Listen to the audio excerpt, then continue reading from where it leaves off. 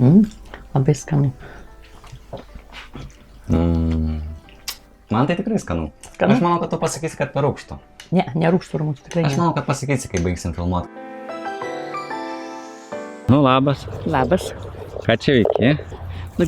Šaltalankis kinu, matai, O aš maniau, kad tu vandens pramogom užsiminėjai. Aš irgi tau padėsiu toj paskint. Čia biškį pafilmuosim aplinką. Ой, куварго плечко.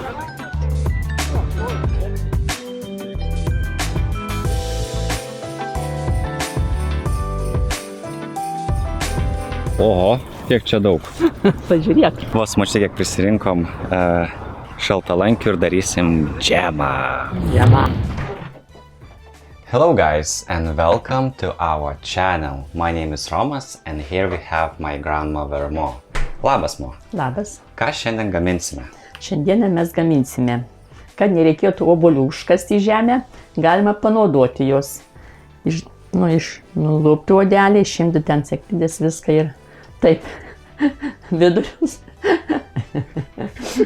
Nu tai kaip ar pasakyti? Tu sėklidės pasakėjai. Kas jau čia, o kaip šneka? Sieklos.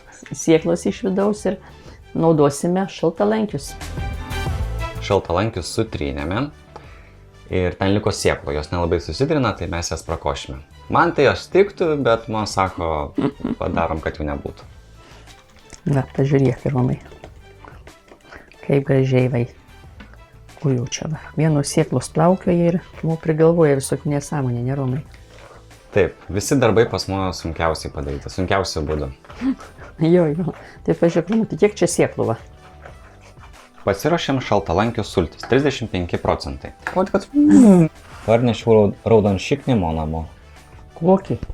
Nu va, vaikšto ant stiklinės. Kas? Raudonšiknis. Tasai.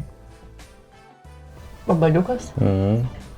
Oi, blesna, koks. Nepaveiksluok to vablo, Romai, nerodyk. Rodau. Blakė kareivėlis. Močiutės mėgstamas užkandis. Eik.